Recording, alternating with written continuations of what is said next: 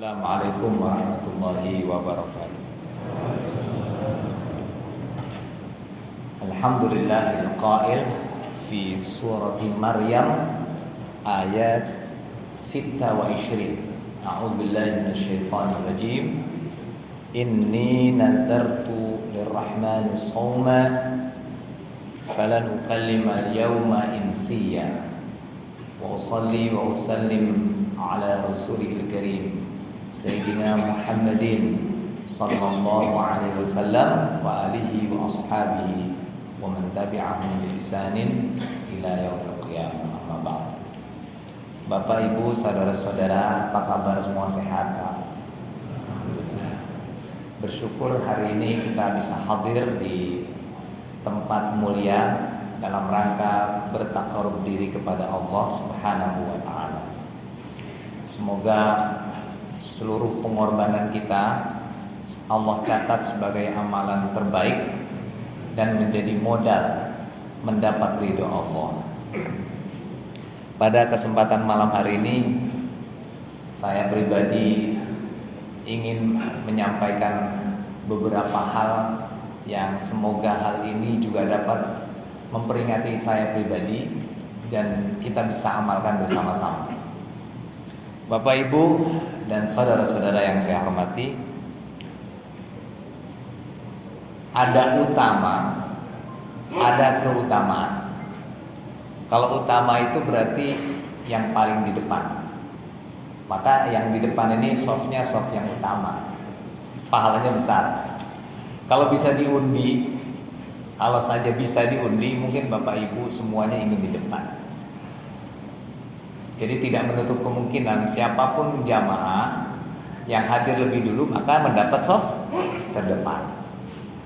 Itu utama namanya.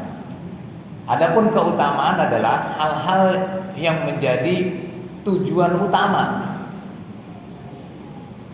Pertanyaannya sekarang, Bapak Ibu, apakah perintah puasa ini baru sekarang? Jawabannya gimana ya Anda? Sudah sejak ayah Anda Abdul Haq ya menjadi remaja usia 8 tahun. Sekarang sudah berapa puluh tahun ayah Anda? Mohon maaf ya. Sama begitupun dengan saya di sini. Saya sudah lama berpuasa. Bahkan sebelum mengenal Al-Qur'an, ayah dan ibu kita di rumah itu mengajak untuk sahur. Kita nggak tanya itu untuk apa, tapi belajar. Maka dari itu, dari sejak dini anak-anak kita di rumah itu harus dilatih. Maka keutamaan orang berpuasa itu sebetulnya adalah hal-hal yang menjadi tujuan utama kita. Mari kita tengok antara arti siam dengan saum. Kalau saum di dalam surat Al-Baqarah ayat 183 itu sudah jelas. La'allakum tattaqun. Padahal banyak juga ibadah-ibadah lain yang muaranya takwa. Yang muaranya adalah takwa. Salat agar menjadi pribadi bertakwa. Termasuk puasa. Cuma secara spesifik, secara jelas Allah Subhanahu wa taala berfirman dengan kata la'allakum tattaqun, agar kalian bertakwa. Tidak makan, tidak minum sejak matahari terbit sampai terbenam. Itu yang diketahui oleh umat Islam kebanyakan. Tapi nyatanya ya, ada indikator atau indikasi, ciri-ciri orang yang dikasih kesempatan bertakwa tapi dilalui begitu saja. Cuma dapat lapar dan haus. Kan sayang. Maka harus kita tengok arti siam. Seperti yang saya baca tadi di awal dalam surat Al-Qasas ayat 26. Maryam diduga oleh orang-orang masyarakat sekitar itu perempuan yang berbuat tidak baik, belum punya suami tapi sudah hamil dan melahirkan. Maka nadartu lirrahmani sauman, aku bernadar untuk saum. Nah, saumnya apa ini? Apa Pak? Saumnya falan ukallima, maka lan tidak akan. Kalau dalam ilmu nahu itu lan itu harfu nasbin, ya, menasabkan fi'lul mudhari. Tapi artinya adalah tidak akan. Sama seperti nama saya, la itu tidak, lan tidak akan. Lalan. Tidak akan apa? Ukalima. Ukalima itu bukan hanya berbicara, tapi adalah merespon tuduhan-tuduhan masyarakat sekitar itu. Yang menuduh yang menuduh perempuan yang bukan-bukan, perempuan tidak baik tanda kutip. Insiya, ya, siapapun orangnya, aku tidak menimpalinya, tidak merespon atau tidak bereaksi. Sekarang kita hubungkan antara saumnya kita, tidak makan tidak minum saja, dengan saumnya Maryam. Berarti kita dituntut untuk menahan, tidak bereaksi ketika pihak lain, orang lain mengajak kita untuk berbuat yang dapat merusak nilai dan pahala puasa. Jadi keutamaan itu pertama adalah bahwa tujuan kita adalah memelihara puasa ini agar betul. Tujuan yang utamanya adalah bertakwa. Contoh diantaranya, Nabi SAW menyanjung puasa itu dengan hal yang wajar dan lumrah, yaitu kebutuhan akan makan dan minum. Qala sallallahu alaihi wasallam lis-shaimi farhatani. Bagi orang yang berpuasa itu dua kegembiraan. Yang pertama farhatun inda fitrihi atau iftarihi, ketika berbuka gembira.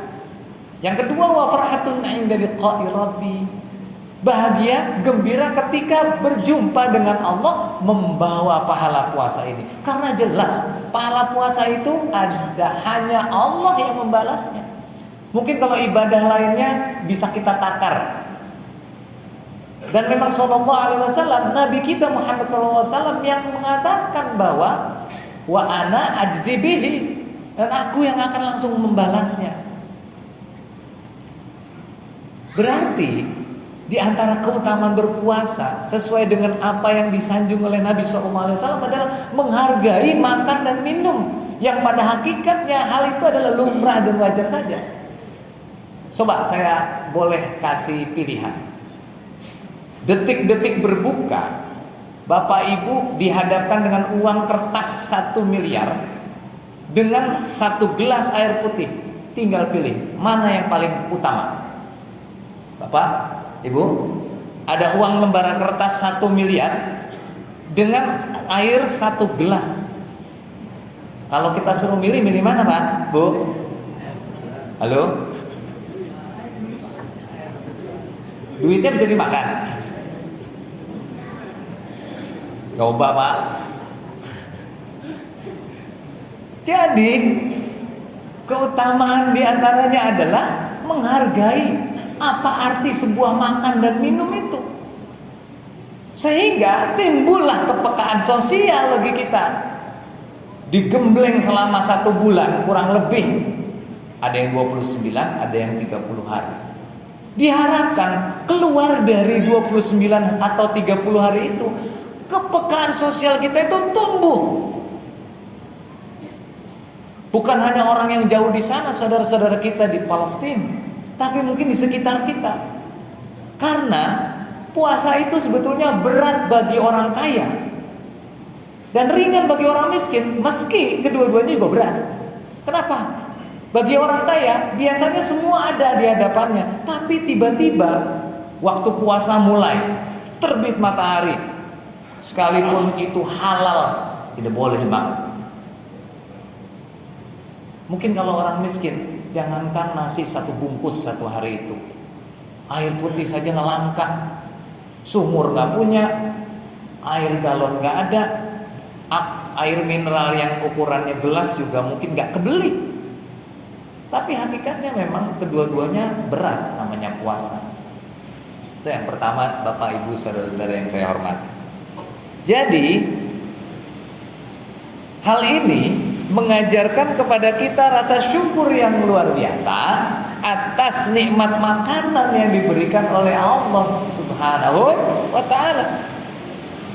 Coba yang lagi buka puasa itu tadi kan seneng sekali, meski nggak punya mobil mewah, nggak punya rumah mewah, ketemu makanan atau minuman, atau katakanlah satu gelas air putih dan sebutir kurma, itu rasanya senang sekali.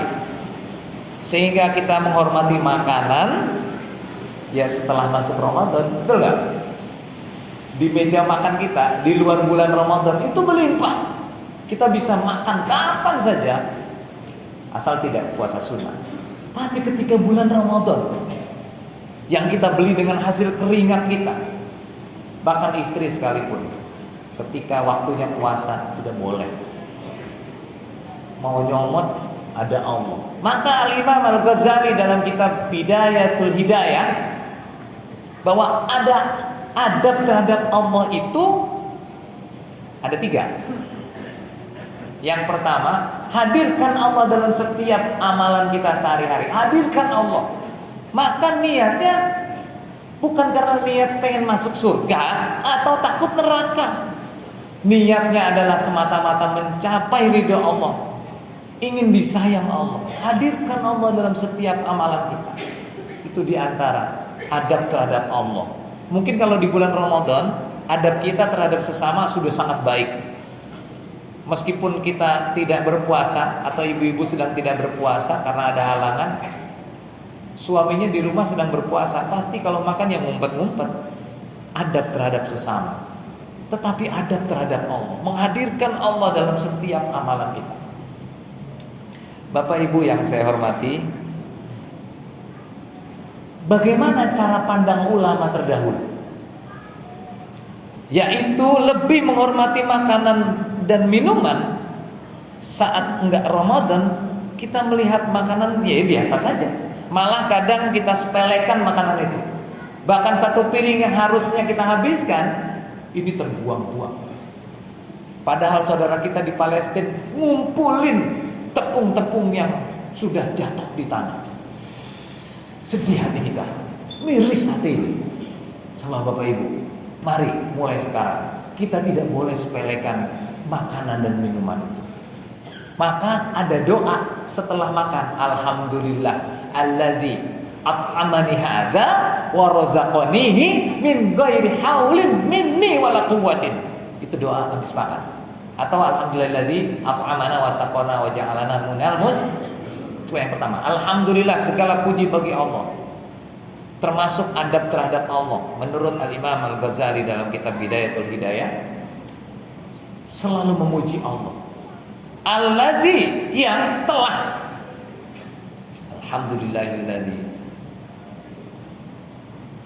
at'amani hadza, telah memberikan aku makanan ini min ghairi haulin minni, tanpa aku bersusah payah. Coba Bapak Ibu, apa Bapak Ibu yang ada di masjid ini seorang petani menanam padi, menyemainya sehingga ditanam jadi gabah, digiling menjadi beras? Ternyata tidak. Kita ini kebanyakan semua hasil dari jerih payah orang, dari jerih payah petani, supir yang mengangkutnya, jerih payah para pedagang, mobilnya menggunakan minyak bumi atau bensin dan seterusnya. Maka hargailah makanan itu. Di akhir ceramah saya ingin mengajak, mari kita jadikan bulan ini menjadi bulan yang utama. Karena keutamaannya menjadi tujuan kita mencapai ridha Allah Subhanahu wa taala. Keluar dari tarbiyatu Ramadan atau syahrul tarbiyah, kita akan menjadi pribadi-pribadi yang lebih baik dari sebelumnya, lebih peka terhadap sesama, lebih care, lebih peka dan menghargai makanan dan minuman, lebih bersyukur lagi yang saat ini mungkin belum sampai kepada derajat syukur atau syakur, maka dari sekarang kita berlatih. Bapak Ibu yang saya hormati, ada puasa umum dan puasa khusus. Maka jadikanlah momentum Ramadan ini menjadi puasa khusus bagi kita. Selain keutamaannya, yang terakhir adalah penggugur dosa. Mudah-mudahan Allah Subhanahu wa taala menghapuskan dosa-dosa kita, sengaja maupun tidak disengaja, akibat dari kesolehan yang pernah kita lakukan. Semoga Allah Subhanahu wa taala memberikan kita kesempatan bisa menuntaskan ibadah di bulan Ramadan. Barakallahu fiikum. Wallahul muwaffiq ila aqwamit thoriq. Nasrun minallah, fathun qarib. Assalamualaikum warahmatullahi wabarakatuh.